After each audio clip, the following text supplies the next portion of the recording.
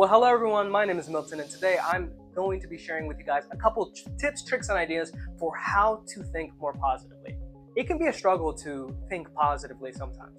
Like, we can think to ourselves like, man, I'm not that good. But I want you guys to know that it is possible to start thinking more positively. And so if anything, I want you guys to leave here feeling encouraged and inspired to start thinking more positively. Let's jump straight into the content for how to start thinking more positively. First and foremost, nobody talks to you more than yourself. And so if you want to start thinking more positively, we need to guard our self-talk. The way that we speak to ourselves, the way that we coach ourselves or say things about ourselves. I remember when I first heard that phrase, nobody talks to you more than you do. And so it's a prime opportunity to mentor yourself. That really challenged me because before I heard that phrase, it didn't really matter what I said to myself. When I got done with the task, I was either like, man, that sucked, or it could have been better. I mean, I've seen people do it a bunch better.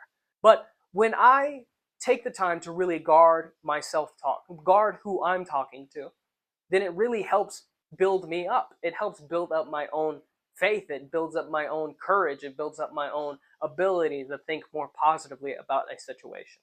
So if I were to say that there are a couple ways that we ought to start talking to ourselves, firstly, I would say that we should encourage ourselves. Encourage ourselves, be our own cheerleaders. Because not everybody in the world is going to cheer us on. Somebody that can cheer you on 24/7 is yourself. Even if you're not doing the best, be willing to encourage yourself. Tell yourself, you got this. Number two, mentor yourself. The greatest opportunity to mentor someone is yourself. The question I always like to ask myself is, what would I do for someone else? If somebody was going through the same situation that I was going through, then what would I do for someone else? What would I think for somebody else? What would I share with them? And then I start encouraging myself with those same words. The third way I would say for us to start talking to ourselves is to correct ourselves. Because it's not just enough to encourage and to mentor ourselves, but we're going to have to correct ourselves. Because if you're like me, and if you just talk down on yourself all the time, you're going to need some correction. But correct yourself. Be willing to correct yourself. Be willing to say, that's not true. Be willing to say, that's not true. Ask yourself, what do I feel? And what's the truth? I feel like a failure. Am I actually a failure? No. I may have failed, but that doesn't make me a failure. What is the truth about what's making me sad and discouraged? Asking yourself, what do you feel versus what is the truth? Encouraging yourself with the truth. Correcting yourself with the truth. The final way, and I believe the most important way for us to really start talking to ourselves, is to congratulate. Congratulate ourselves. Because more often than not, we take for granted the gifts and the abilities that we have. We have to remind ourselves of the wins. We have to remind ourselves like, hey, I did it. I won. Let's go. Good job, Milton. I may not have done everything that I've wanted to do, but I got out of bed this morning and I decided to do it. And so congratulate yourself. Be willing to congratulate who you are as a person. The second point I like to make is to stop comparing yourself to others. When we're comparing ourselves to others, we tend to just think like, oh, well, they're so much better than I am. They know more than I do. And so when we compare ourselves to other people, our insecurities, our own faults get magnified. Meaning what we're bad at tends to get magnified, and what they're good at tends to also get magnified. So we compare our worst to their best. But instead of comparing yourself to other people, we ought to start comparing ourselves to who we can become. One of the saddest places that we can be is when we just look at our own insecurities and look like, okay, well, I'm not that good. But it's empowering to say, you know what? I may not be that good, but who can I become? Who can I be? The third point I'd also like to add is to add value to others.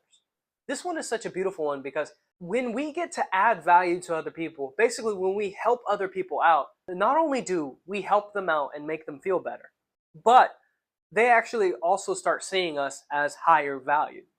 So not only are we making their lives better, we're making our lives better, and they're seeing that, hey, this person, whoever you are on the other screen, has a certain set of gifts and talents that really add value to me. And so I'm going to elevate this person because I know that if I need something, in this specific area, I can count on that person. And so adding value to people just looks like serving them, loving on people. Really, if you have something that's helped you in the past, share that with them. Share something with them that will probably exhort, to encourage, to mentor, to correct, to congratulate. Make them feel good about themselves.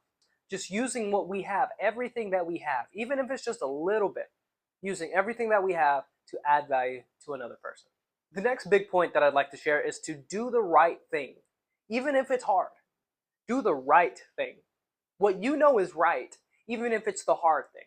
If it means giving up a relationship, or giving up status, or not being rewarded instantly, doing the right thing is a tremendous self-confidence booster. It is a tremendous self-confidence booster that really helps us feel more positively, like, yes, I did the right thing. Let's go. Let's continue forward. Yes. The next thing I would say is, if you want to feel more positive about yourself, practice small disciplines. Basically, get small wins. The things that you probably should be doing. If you're anything like me, then the way you feel about yourself is probably based on the way that you handle your day. So if you don't get a lot done, then you feel terrible. But the thing is that if we learn to practice small disciplines, then we really increase our chances of feeling better about ourselves. Even if it's something like, you know what, I want to take out the trash, or I want to clean this small area. Or something that my dad actually taught me, which he's been stressing, is I want to make my bed in the morning. Making your bed in the morning, wonderful strategy for feeling positive about the day. My bed is clean, therefore I'm feeling really good about today. You feel accomplished when you do the small thing. The next thing I would say is to celebrate your wins. When you get a win, when you did something, when you accomplished whatever it may be, whether big or small, whatever that win is, find a way to celebrate it. Have a party, or maybe get yourself a treat, or just have time for yourself. Do something that you enjoy, do something that you love doing. When we focus on our wins expand. When you look at negative things start showing up everywhere else. When you look at positive things start showing up everywhere else. When you look for your losses will multiply like crazy. But when you look for your wins, that's where magic really happens. And so I would say, let's focus and celebrate our wins. Another thought that I would share to think positively is to embrace a positive vision. Have a positive vision for your life. Asking yourself questions like, where am I going? Where would I like to go? What would it feel like to get there? What is the dream? What is the dream? And it's not just having a dream, but embracing that dream and really putting to practice small habits to get to that dream. Because the dream itself, that's free. But getting to the dream, that's where the challenge comes. And that's where we need to start practicing small habits. So embracing a positive vision for your life. You don't have to be the smartest in the room in order to succeed. It's just about being disciplined, determined, and focused, and consistent over time. Discipline and consistency over time. Okay, what is the focus? What is the goal? What is the dream? And what are the daily things that I need to do to get there?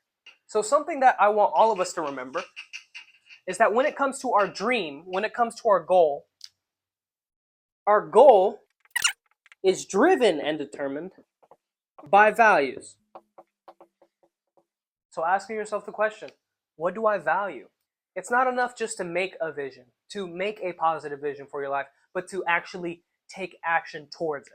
And so the last key, I would say, for how to start thinking more positively, that's worked in my life, is to change my perspective. Like I said earlier, what you focus on, it expands.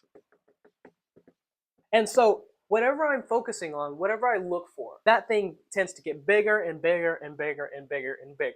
So if we're going to be changing what we're looking at, I would recommend that we look at a couple of different things. First, I would recommend that we change from limited to abundant thinking. Instead of thinking, okay, there's only so much to go around, forcing ourselves to think there's more opportunity, there's more to give, and there's more to get. Also, I'd like to say that we should change from ungrateful to thankful. practicing gratitude is proven to be one of the best ways to really improve your mental state.